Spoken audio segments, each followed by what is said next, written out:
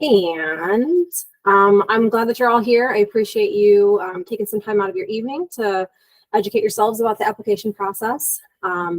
This is going to be a bit of a lot of what the kids got in their lesson a couple weeks ago from me, and then I've got some extra walkthroughs of the application portal and some information on school programs. So we're going to jump in and get started. So I'll talk about what is GoCPS just really quickly, what's new or different this year, give an overview of the application process, including applying and how selections are done. I'll share some information about the high school admissions test, especially as there were some changes to it this year. I will cover offers and wait lists, and then I'll do an application portal walkthrough.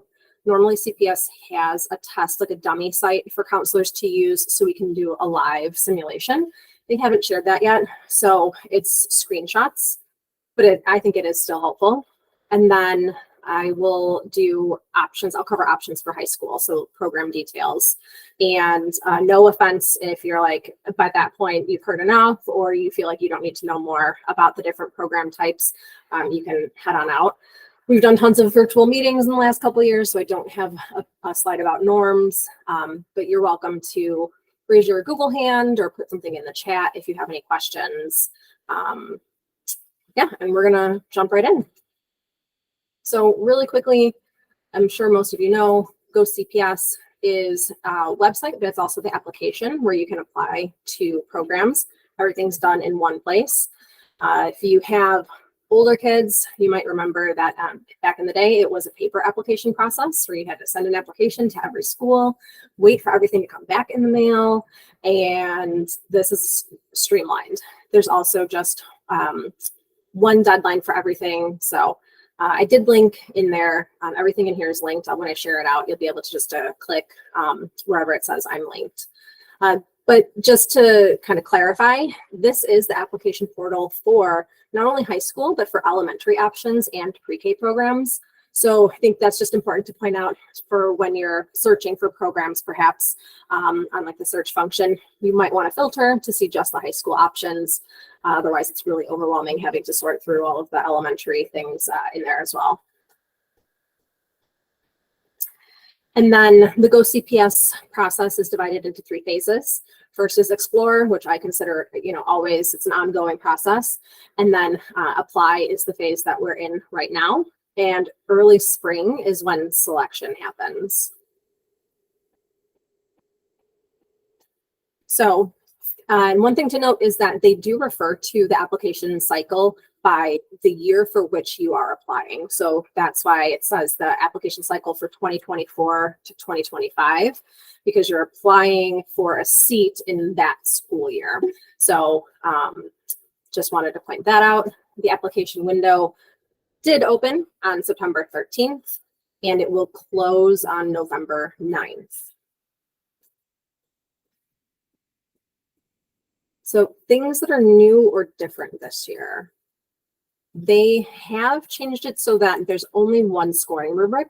Before, there was a scoring rubric for selective enrollment, and there was another one for honors or IB, and there was another one for CTE programs. Now there's just one for any program that makes selections based on points. So they've tried to make it much easier for families to understand the process. And that is linked in there. High school admissions test. The test has been shortened for 2 sections. I will hit on that later in more detail. Admission screenings, again, in an effort to simplify everything for families, the district has removed any kind of admission screenings except for fine and performing arts programs. So Bond Student Scholars used to require an essay and letters of recommendation. That has been done away with. The Service Leadership Academies had interviews and essays. That's no more. So if there's anything required for a program that you apply to, the application will let you know. And re-ranking after the deadline. This is something that changes year to year, I guess based on CPS's whim. Last year, you could not re-rank after the deadline, but this year you can. So the application closes November 9th, but you can go back in and reorder your rankings all the way until November 22nd. They made that decision because test scores may or may not be available before the deadline. So that was their, I guess, compromise for families. So overview of the application process. First thing to mention is that students are guaranteed a seat in the general education program of their neighborhood school. You don't even have to apply. That's automatically going to be available in students' accounts. So even if you don't apply when offers come out in spring, you are going to have an offer for that program, that general education program in the neighborhood school. I do encourage people to put it on the application, just to, have it in the list if you are interested, but know that that's always an option. So kids ask, what happens if I don't get any offers? You will have an offer from your neighborhood school. So just pointing that out, because that is a little bit different. And I think it's like a nice assurance too for students to know that there is going to be something for them. And then program types. CPS has created these two categories where everything that isn't selective enrollment is choice, basically. So within choice programs, you've got neighborhood schools, magnet schools, CTE schools, which is career and technical education, military schools, which are service leadership academies, international baccalaureate schools and programs, and then charter schools. So those all fall under one umbrella of choice program. And then the selective enrollment programs are another category. And there are 11 of those listed on screen. One special program that I want to highlight is Grow Community. So Amundsen for their Gen Ed program, and then Lakeview High School, they do give priority to students who attend Nettlehurst. So whereas a lot of our students at Nettlehurst, Lakeview is their neighborhood school anyway. If we have any students who are at Nettlehurst because they applied for a seat and they don't actually live in the neighborhood, just because they attend Nettlehurst, they are given preference for admission to Lakeview or to Amundsen's general education program. The one caveat, though, is that if it's not your neighborhood school, you do have to apply in order to be considered. So it's not a neighborhood. If it's not your neighborhood school, you do have to apply, even though we have this partnership. From what I've seen, what I understand at Lakeview, it's pretty much a guarantee for students. At Amundsen, it is not, but in my experience, every student who has applied has gotten that offer unless they ranked something higher. So the Amundsen has shot up in popularity. They're pretty much at capacity. So the partnership is still there this year. I personally just don't know how feasible it is for them to keep offering so many, for so many of our kids to keep getting seats, but it is a better shot than students who don't live in the priority areas. One key thing to clarify is that you are applying to a program, not a school, and that'll make more sense in the upcoming slides. So as part of the application process, we're going to divide it into choice programs and selective enrollment programs, because that's how CPS kind of delineates it. So when we're thinking about choice programs, you can select up to 20 programs. Now, the difference between schools and programs is, say, like Alcott, they have a general education program and they have a pre-engineering program. So you're not applying just to Alcott, you would have to submit for either or both of the programs that you're interested in. Same thing with Lincoln Park. Lincoln Park is one high school, but they have multiple programs. They have drama, they have visual arts, they have honors. So you theoretically could list Lincoln Park on your application like 5 or 6 times. So you're selecting up to 20 programs, not 20 schools. And then you're going to rank all of those choice programs from number 1, your most favorite, all the way down. And you at most will receive a single best offer. And it's possible that there is no offer from that category, but you can get at most one offer from that category. In my experience, I haven't seen many students use all 20 of those slots. I think just looking at proximity, it's hard to find 20 programs that you're actually interested in, that are near enough to travel to. I have seen it happen a couple times. And then you also can choose selective enrollment programs. You're allowed to select up to 6 of the 11 options. Same thing, you're going to rank those separately. You're going to rank those from your first favorite all the way down. And you at most can receive a single best offer from that category. So our students at Nettlehorst could potentially receive up to 3 offers. One, that neighborhood school that's always going to show up in their application. They could also get 1 offer from a choice program. We have an example of a student who applied to schools A, B, and C and for school C. And then you could possibly get an offer for selective enrollment. So the student would have to choose between neighborhood school, the choice program, and selective enrollment. Some students who attend a school that is attached to a high school would have a 4th option, but that doesn't apply to us. So a little bit more about selection. There are 2 different options. There's lottery, or there's also a point system. And then both of those, sometimes depending on the program, there could be some priority preferences. So sibling, there are a small amount of seats set aside for students who will currently have a sibling attending the high school they're applying to. Proximity, there's some bonus points for some programs if you live in proximity or if you're in their attendance area. Continuing enrollment does not apply for Nettlehorst students because we don't feed directly into a high school. Elementary preferences like that Grow community partnership that we have with Amundsen and Lakeview. Tier only really comes into effect with selective enrollment, and I will talk about that more in a minute.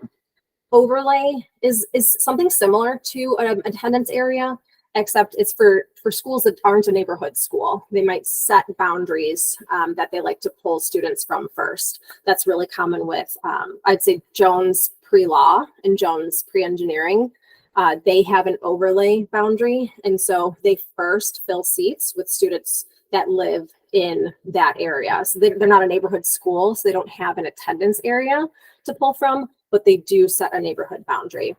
And then staff preference. So if you happen to work at the high school that your child is applying to, they set aside 2 seats every year for those kids. So lottery or point system for selections.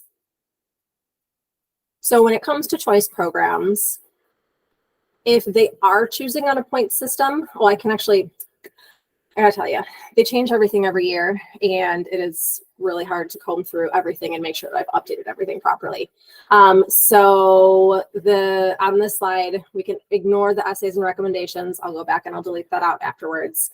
If it's a points-based system, they might be looking at that CPS high school admissions test, the final 7th grade grades, geographical preference, and then admission screening, which again is only fine in performing arts this year, and ignore essays and recommendations. Then if it's lottery, it is just completely random. They just, well, if we were to talk about this picture, they just throw stars at people, but they just randomly pick. So those are 2 options for choice programs. For selective enrollment, the selection process is a little bit more specific. They do choose students based on a point system, which is composed of their 7th grade final grades and their CPS high school admissions test. And another thing to point out is that CPS can't decide whether they want to call it an exam or a test. So it is the same thing. And then they also take into account the tier system for selective enrollment. So the city looks at little different subsections of the entire city, and they label them tier 1 all the way to tier 4 based on the average income from that neighborhood. It's an effort for them to create equity in the application process. So tier 4 are the areas with the highest income, and tier 1 are the areas with the lowest income. What they do is for selective enrollment, they basically, the computer places students in line based on their total points. And then 30% of the seats at every selective enrollment school are filled by the students with the highest scores. So they just take that top 30%, fill the seats, and then the rest of the seats that they have available are evenly distributed between the tiers. So tier 4 students are only compared to other tier 4 students for their portion of seats. Tier 3 students are only compared to other tier 3 students for their portion of the seats, and so on. I have covered a whole lot of information so far. I will pause to see if there are any questions yet.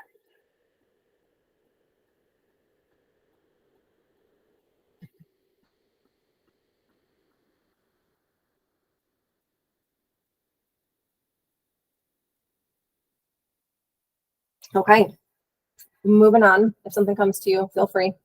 Or if you're typing, continue. So for selective enrollment, and this is actually true for a lot of the points-based programs now this year, students can have a total of 900 points, and 450 of them come from their final 7th grade grades. 450 points come from that CPS high school admissions test. I've got the chart there that shows how many points each letter grade is worth. And it is the final grade for 7th grade in those core subjects. So reading, math, science, and social science. It's the average of all 4 quarters. So if there are any questions about that, I can run a transcript in Aspen and just kind of see what your kid's final grade was.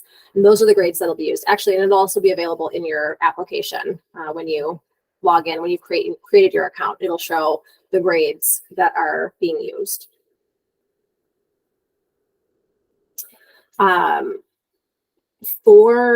would say when I mentioned that some students will get some bonus points if they live in the area, the two that are most relevant for our kids are Lincoln Park High School. Their IB program and their honors program give 50 extra points to students who live in the neighborhood boundaries and in the attendance area. So for them, it's possible that their total points would be 950. That's the only exception to the 900 points rule. So a little bit more about the high school admissions test. It is the one exam that's used for high school programs that choose students based on points. There used to be a separate selective enrollment exam. That is no more. It's kind of morphed into this. They've rebranded it and use it now for all points-based selections. Students are automatically going to test on October 11th in the morning. CPS has said that students have to start taking it by 9:30, so our kids are going to take it after essentials. I did let them know that. There is one makeup test date on October 24th. So if your kid is really sick, don't make them come because they have to test. There is a makeup date. We'd rather them come feeling healthy so that they can do their best. But students cannot retest if they've already taken it. So they are technologically only allowed to take it once. It's impossible for them to sit for it again. So I get that question from kids a lot. If I took it and I didn't feel super confident, can I do it on the makeup date? No, there's no way that we would that could even happen. Other stuff to know is that there's no registration. We're automatically going to be giving it on that morning. Students who have an IEP or a 504 plan are going to get their usual testing accommodations, and students are going to have a getting started tutorial that they'll take before they start the test that day so that they can get familiar with the program, because there are some really nice on-screen, because it's a computer-based test, some nice on-screen tools for them to use, like they can gray out wrong choices for multiple choice questions. They can highlight in the reading passages. They can mark a question to come back to later. And they'll get a reminder to review skipped questions. So those are all things that we want them to be comfortable using. Therefore, they'll have that getting started tutorial. There is no practice test. CPS doesn't release anything like that.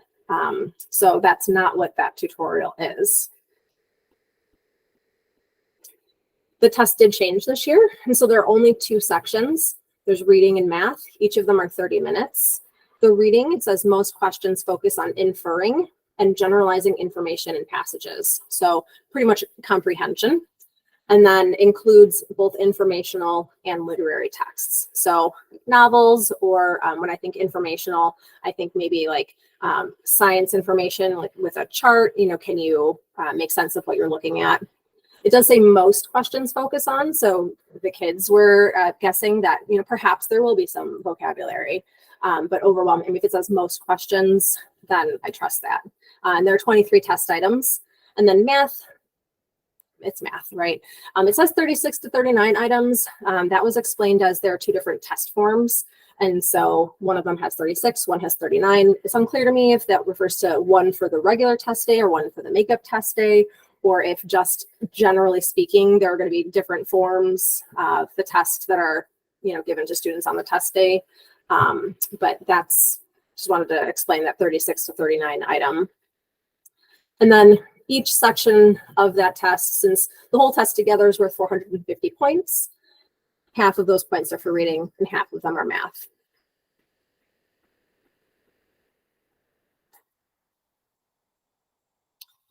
All right. I'll pause for any more questions before I jump into offers and wait lists.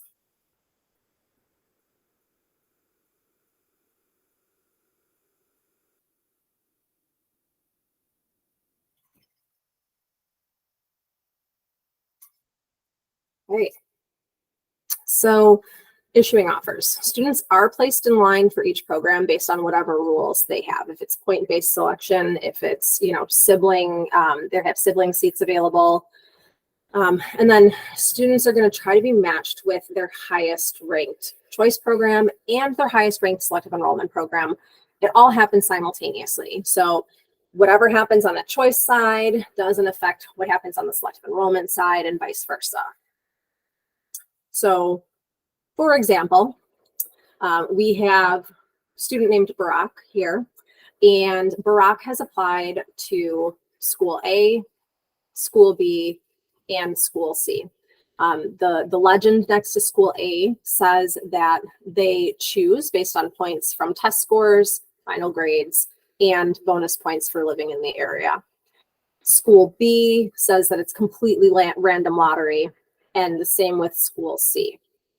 So school A happens to have 6 available seats. Because Barack was put in line based on his points, he had the 7th highest point total, but they only had 6 seats. He is not going to get an offer because the seats got filled before they got to his point total, but they are going to put him on the wait list. So it's possible that if one student turns down that offer, that Barack will get an offer for the wait list. And then going down, the computer will look at school B, since it didn't match Barack with his first choice. And school B is a lottery. And if he happens to get a seat there, then the computer's going to stop because it's trying to match you with your most favorite. So the computer's thinking, well, you listed B number 2, so you'll be happy to get that. And I don't need to even consider school C. So there won't be any option for waitlist for school C or anything. It's just not even running that. Now, let's say for whatever reason, Barack didn't get an offer for school B. He would get waitlisted, and then the system would consider school C.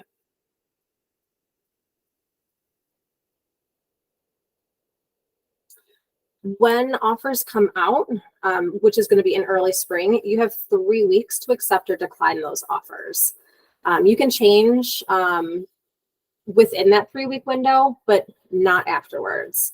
The reason that offers come out in spring is because those fine and performing arts programs, they do need time to schedule all of their auditions and portfolio reviews and score everything and input the scores. And offers can't be, like, the program can't be run until all of that information is in.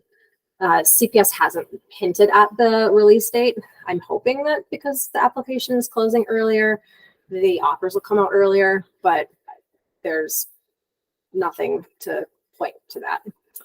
And then I do have to stress, you do have to accept a seat. Just getting an offer isn't enough. You actually have to confirm, yeah, I do want that seat. If you do not go in and manually actually accept that seat, after that deadline closes, that seat disappears and there's no way to get it back. So I would say if you're on the fence, it's better just to accept it. And then if you change your mind, if for whatever reason you decide on the neighborhood school, or perhaps you were applying to private schools too, you can always just contact the school and say, you know what, I accepted an offer, but we aren't going to come. So I would rather have that happen than someone hold off on accepting, forget, and then lose that seat, because there's absolutely nothing that can be done to get that seat back. I don't think anybody's going to need to apply by paper application. So, but even if you did, the results would still be posted on the application portal. And then after all the offers come out, there is a process called rolling waitlist. So it's a little bit different than the regular waitlist. What happens is after that accept and decline deadline, students can log back into the application and add programs. If you realized I forgot to add a program, or there's one that I didn't really consider and I would like to try to get a seat, you can go in and add yourself to the wait list for that school. And they last year color coded it, so it was easy to tell. Some schools you could actually just go and claim a seat. That's really only going to be if that school hasn't filled all of their seats. And I would say that our popular programs didn't show up as a seat grab in the rolling wait list. Yellow meant there's a possibility that if you add yourself to the wait list, you could get an offer. And then they color coded red for it is very, very unlikely, but if it'll help you sleep better at night, go ahead and add yourself. I will say that I'm really disappointed with the district in the way that they've set this up, because again, you can add yourself to a red wait list and there's no chance whatsoever. They do include selective enrollment programs in the rolling wait list, but they do not use their wait list. They don't pull students. I can confirm that by just last year watching our students' wait list numbers and talking to school counselors of other schools.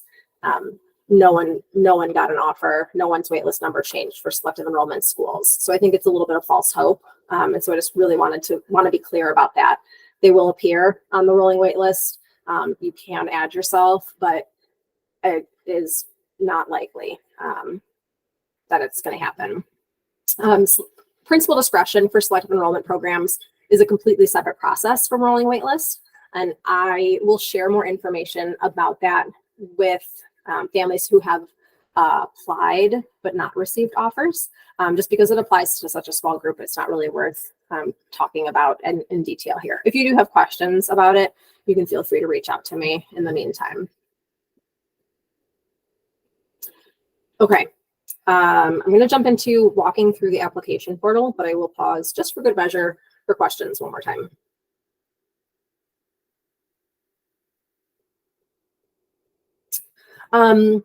Good question. So what are the Lincoln Park bonus point boundaries? It's their attendance area boundaries. So if they are your neighborhood school, which when you log into the application, it will show you what your neighborhood school is. So if it is listed as your neighborhood school, then you would be eligible for those bonus points for the IB and honors programs.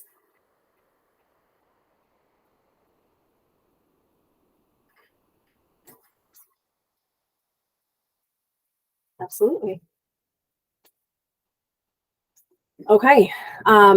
So again, bear with me. I would much rather be walking through this live than using screenshots, but I'm working with what I've got. I tried to clean up CPS's slides because they were mayhem. So hopefully things are clear. But all the magic happens at go.cps.edu. There is a login button at the top, and which is kind of counterintuitive if it's your first time visiting the website. But you will click on login. And then where it says need an account, create an account, you'll go ahead and click there. It is really nice that they've made the website translatable. So if you need to, you can go ahead and translate it. If you already have an account from applying to academic centers or gifted centers or an older sibling who already applied to high school, you do not need to create a new account. You can use that account that you already have. If you forgot the password there, or you don't know what your login was, there are those little helps on screen. I can't help with that at all. Go CPS can though. So then once you get logged in or you start making that account, you do have to choose to get notifications either through text or email or both, because they do want to keep you in the loop. And then just fill everything else in and click create. If you have never added a student to your account, it'll say add student right there. If you've already had a student in like an older sibling or another sibling, you would have an option to add a student. If you have made an account before, you'll notice up in the top right corner that you do need to switch the school year to whatever the latest one is. Again, because I can't get into the website, I'm not sure. My guess is that it'll say 2024, 2025. But this is what CPS gave us. And then this part is an important one because it is what links your kid's record with the application. So everyone here has a kid at Nettlehurst, so you should say yes to this question. So student lookup, is your student currently enrolled in CPS? Yes. So you'll put in their student ID, their name, their date of birth, and then that will find their record. I have seen where people have a hard time with this step. Maybe there are clerical errors that happen. One student had the wrong date of birth in Aspen. So, you know, if there's something fishy going on with that, just let me know. I'll look into it and we'll see what we can do to get it fixed. We can change birth dates if they're wrong. Or like last names, there's, you know, a hyphen or not a hyphen. So just try your best. If you have problems, let me know, but make sure you're clicking yes and finding your student. And then find that continue to application button. It will show you on the left all of the different sections that you need to go through in the application process. You can just navigate through them by clicking on them if you wanted to jump around a little bit. And then you have the option to save and continue at the end of each section, or if you're like, I'm done with it for now, just click save and exit and you can come back. The little clock shows you how far you've gone in the application, and whichever one is blue is the one that you're currently looking at. And you can always go back, jump around in order as much as you want. So some of the information is going to be automatically inputted from your student's record. And if you can type in those boxes, that's a sign that something's wrong. Maybe you probably hit no for that question about is your student in CPS. So a lot of it is going to be pre-populated for you, and there are going to be a couple of things for you to check. If something is wrong on this page, let me know. Specifically, if your address is wrong, if you've moved or whatever, that's fine. You just need to submit proof of residence to Mike or Linda in the main office so that they can change it on your record. That's not something, I think someone mentioned to me that they did like type in the new address. If it does let you type in, it's going to change it overnight to whatever we have in Aspen. Multiples, siblings, and staff applicants. So if your student is a twin or a triplet, you're going to put them in there.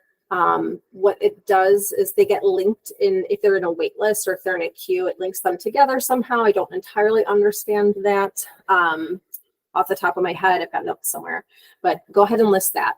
Again, if they have a sibling who is attending the high school that they're applying to, pop that in, and you can do that for a couple siblings. And if you work at one of the high schools that your child is applying to, put your information in there. This again should populate automatically. If there's anything wrong with that, again, let me know. We'll update your record, or Mike or Linda can update your record in Aspen. And then there is a question about, is your child an English language learner? Does your child currently have an IEP or a 504? It asks if your child has a service plan. That does not apply to CPS students. So everyone at Nettlehurst should be putting no for that question. And then, is your student currently pending an evaluation? If you're not sure, you can email me and ask. The neighborhood school that's associated with your address is going to show up automatically. Can't change it. Again, if that is wrong because your address is wrong, it will update as soon as you've had your address changed by Miss Linda or Mr. Gervis.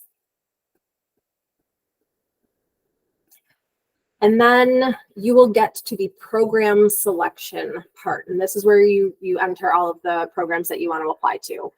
I think it's a really busy page. So it is giving you a lot of tips about how you can search and how you can filter. That elementary school section obviously doesn't apply. Under high schools, it has a lot of different keywords that you can use for filtering. And then you can also just type into that box either the keywords or the name of a school.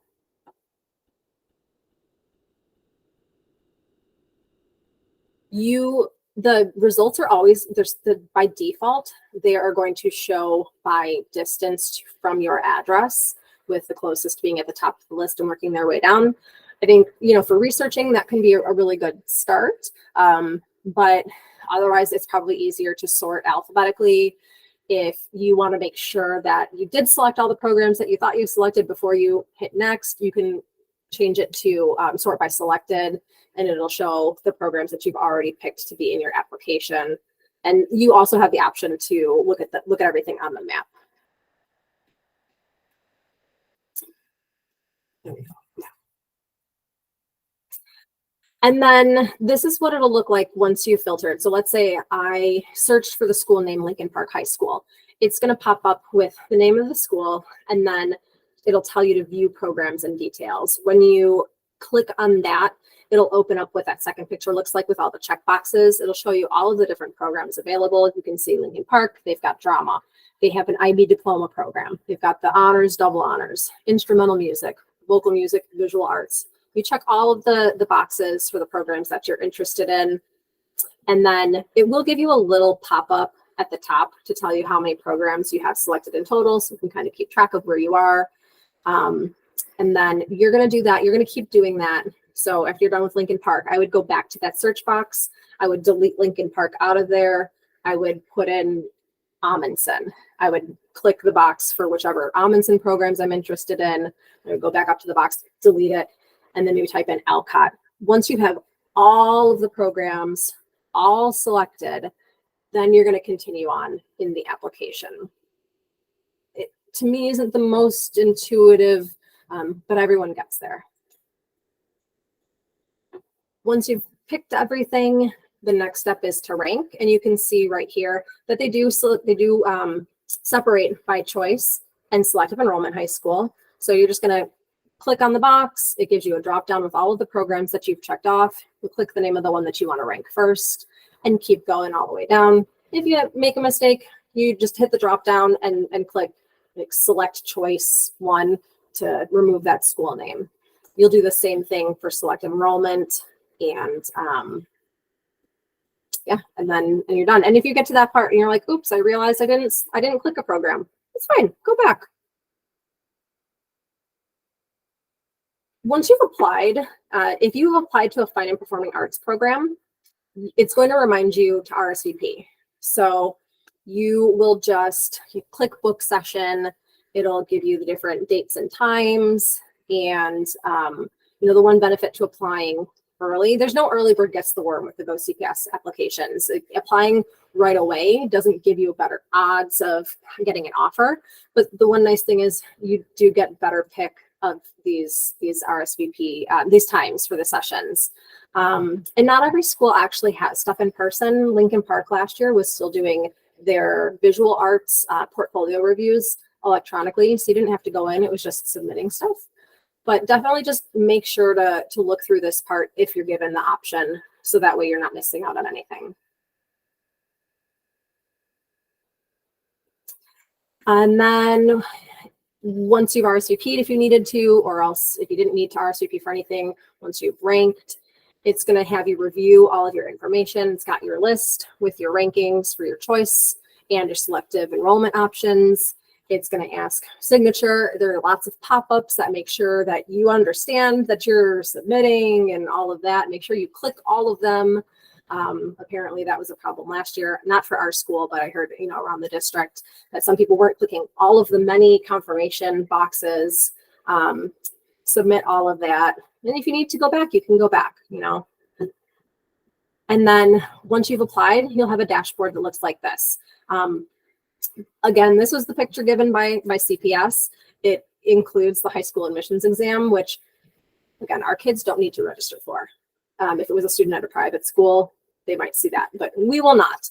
You'll see RSVPs if you've had to RSVP for any auditions. On the right, you're going to see all of the programs that you've applied to. You can edit the ranking right at the top of the list, all the way up until that re-rank deadline.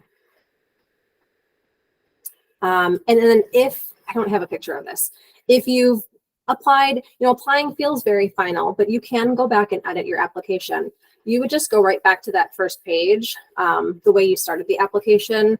And then instead of going through each step, you could just click on that program selection. See if I can find that.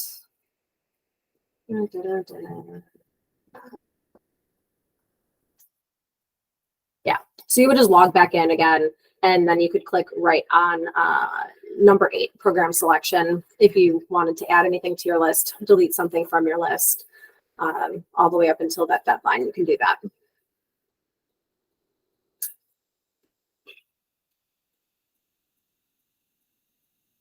Okay, questions about that before I move on to the different programs?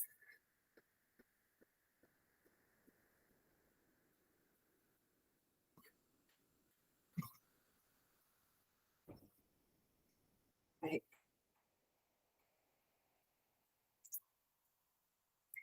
So different options for high school. I mentioned before, there's the choice program category, selective enrollment program category. I'm going to go through with some explanations about everything. Neighborhood school, again, they offer automatic admission for students who live in that neighborhood. And I do want to point out that it's a misunderstanding that neighborhood programs are basic, because most, if not all of them, do offer advanced coursework like honors classes and advanced placement classes. Some schools are even wall-to-wall IB, even though they have a separate IB program. That's something to do with the way the IB program is set up. They have different programs inherently. The difference with neighborhood programs is that they let students tailor their course load to their strengths instead of setting a one-size-fits-all approach, like we'll see with some of the other programs. So just really want to point out, neighborhood schools aren't necessarily basic, aren't like, regular or easy. They have those opportunities for the students who qualify to take more advanced coursework. Magnet schools and programs, they are a program offered inside of a neighborhood school, but they're open to students from around the city, and they offer some kind of specialized program, like the Von Steuben Scholars Program, or all of the fine and performing arts programs at Lincoln Park. Those would be considered magnet programs. Whether or not they have attendance boundaries, that varies. Whether you need to apply or not kind of varies. Like Lincoln Park, if you're a neighborhood student, I don't think you need to apply. I think you can, it's your neighborhood school, and then you just let them know what program you want. I say just err on the side of caution and apply to it anyway. How are students accepted? Sometimes it's lottery, sometimes it's points. You'll be able to find that on some of the resources that I'm going to share later.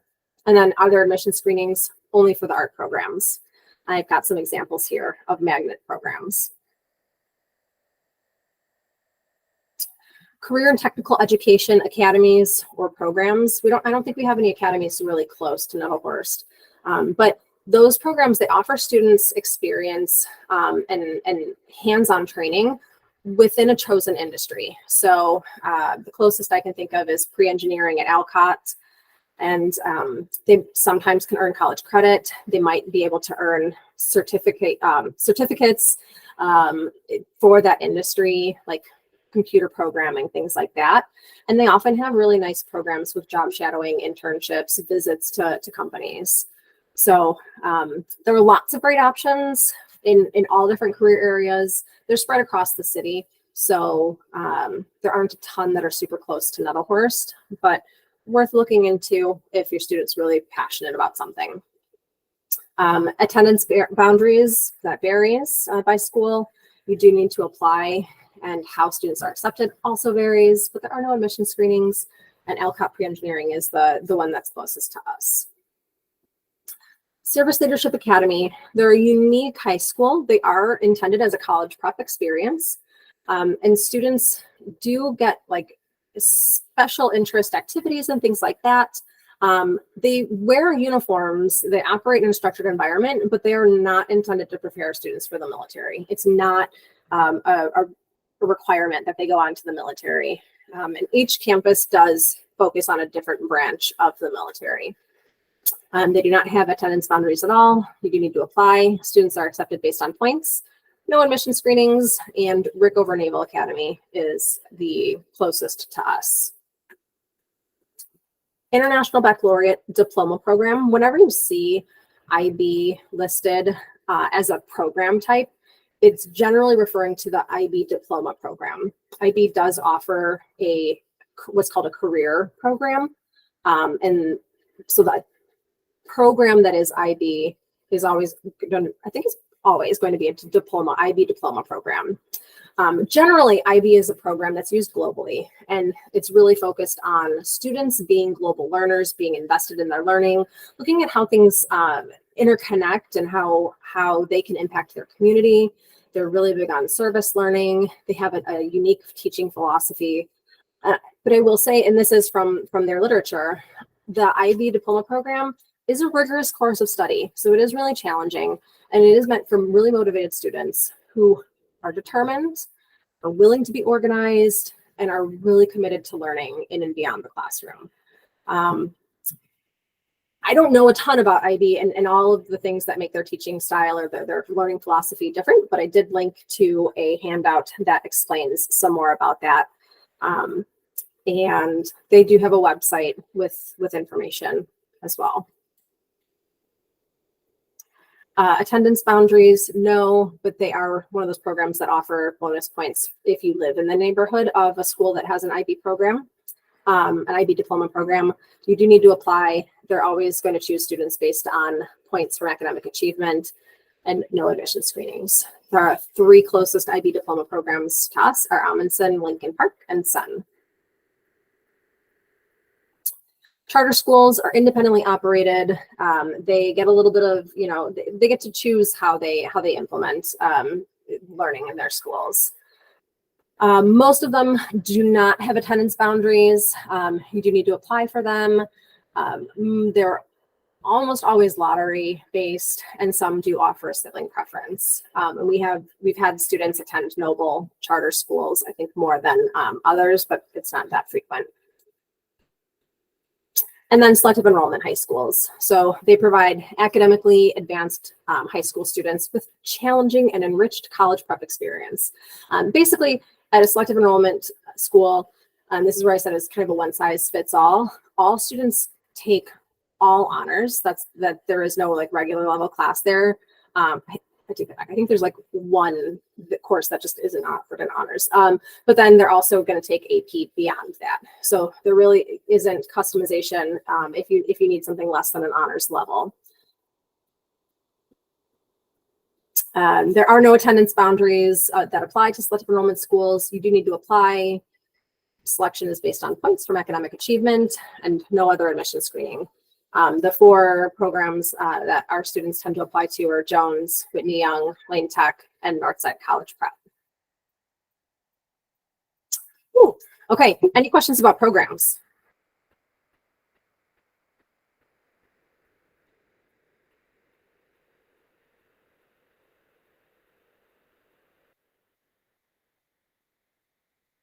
Right. So next section is on resources. I do have a website. It's linked in my email signature and all of my emails.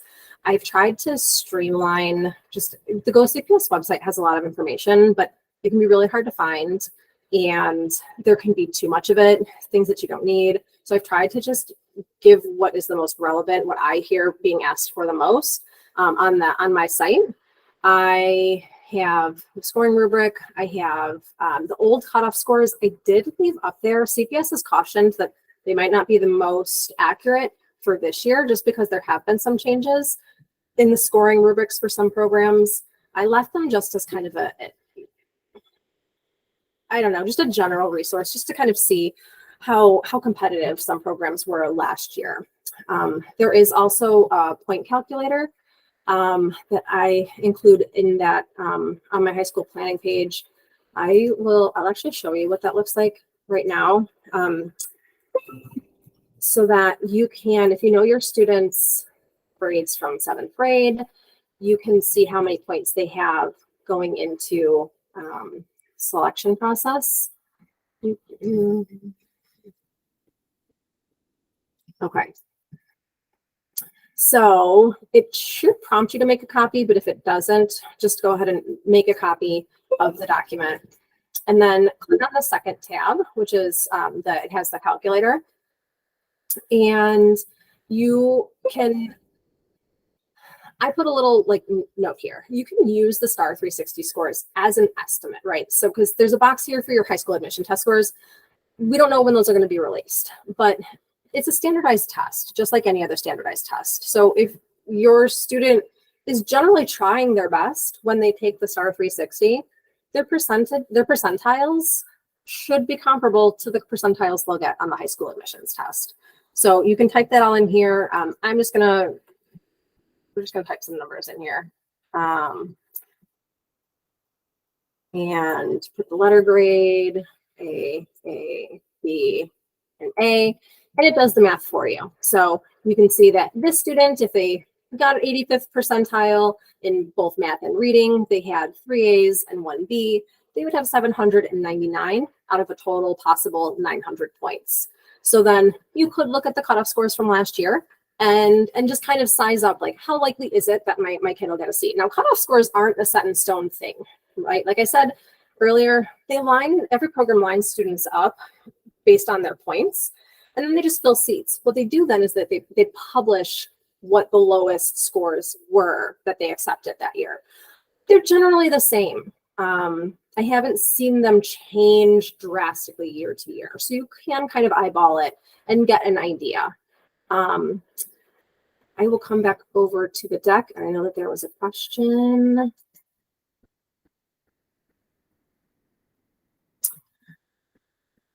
Yeah, the cutoff scores for this year are only come out after offers are made.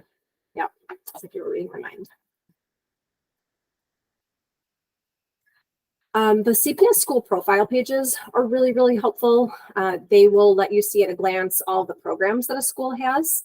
They will show you the selection information. So do they have a separate queue for siblings? Are they looking for a priority, like a preference school like Nettlehurst with Amundsen? All of that information is available. And they traditionally have had how many students applied and were given offers for each program in the year prior. So to get there, you'd go to cps.edu/schools, scroll down until you see that profile search box, and then just search by school name. You would think that the programs tab would show you what you're looking for about programs, but it's actually all under admissions. Anything that says like modified or cluster does not apply. Those are specialized special education programs. And so you can ignore that. I will just take you over really quick to show you what that looks like.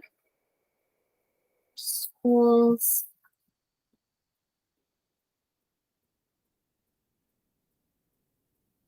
And then we scroll down and let's look at Alcott High School. And then you've got, information about the school. I don't think any school has ratings right now. You can see what CTA is nearby, the school demographics, things like that. But then under admissions, this is where you can see, okay, they've got a general education program. Are there additional screenings? No. Shows you over here that applicants are selected by random lottery. It says that here as well. If there's a minimum GPA to be considered for a seat, it'll show you. And then it does explain here that they give priority first to filling seats from students who are continuing enrollment from their elementary school. They then fill the 2 seats that they have for staff preference. They have an overlay boundary that they look at, and then they fill seats generally after that. Last year, they had 718 applicants, and they gave out 128 seats. Back over.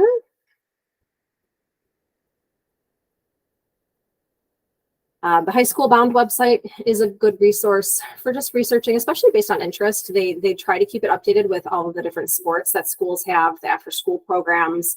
So if you've got a kid who's super intent on playing chess, you could search by chess. And it's just a nice, clean website to go do some research on. The kids have been on it in classes in the past, so they should be familiar with it. You can also search on the Go CPS website. I find it pretty hard to it's just not intuitive to me, but it is available. You can enter your address to see what your neighborhood school is and see things that are nearby.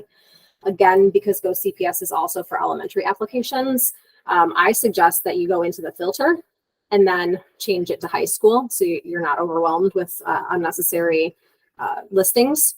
And then you can also get to the school profile pages by clicking the more info button on this page. No, I didn't show it, but there are other filters too. You can filter by the program types if you're looking for a culinary program, or if you want to see just selective enrollment, there's other filters that are in there too. I'm definitely available to answer questions. The Office of Access and Enrollment is as well. You can call them or you can email them. There are some things technically that I can't help with, again, like forgotten passwords or things like that. But whatever your preference is for getting some help. Woo, that's my last slide, and it's 6:29, y'all. I'm really impressed by the time. Thank you so much. Absolutely. I'm going to keep the updates coming in my application newsletter. So anything that's big, you'll get it either from CPS or you'll get from me. But if you have questions, just reach out. Yeah. Hi. I thought it was just easier to say than to type. Totally. Which I've noticed that sometimes the information on the Go CPS website is a little different from what's on the school website, maybe a little different from what's on the high school bound website. Which one do you trust to have kind of like the most up-to-date information, would you say? What kind of information are you talking about? Sometimes like which clubs or sport teams are available. Yeah, I would say, high school bound is an easy place to go search and get some ideas of where to look. And then I would try to check the school's website and see if you can find anything. Some websites do list all their clubs and some don't. That is a hard one to find the accurate information on. And I think clubs change a lot too, because they're really driven by student interest. So I know the principal at Lakeview has said, if there's anything that you as students want to do, just find a teacher that'll be your advisor and you can do it. So I think those change really frequently too, and that's part of the difficulty. So I guess long answer short, high school bound would be good for a starting point, and then do some follow-up checking on the school's website. Gotcha. Thank you. Yeah. Thank you, Ms. Giordano. You're welcome. Absolutely. Thanks for coming. Can I ask another follow-up question? Yeah. Can you explain again, maybe like this lottery admission plus Q priorities? Like, is it first you fill up the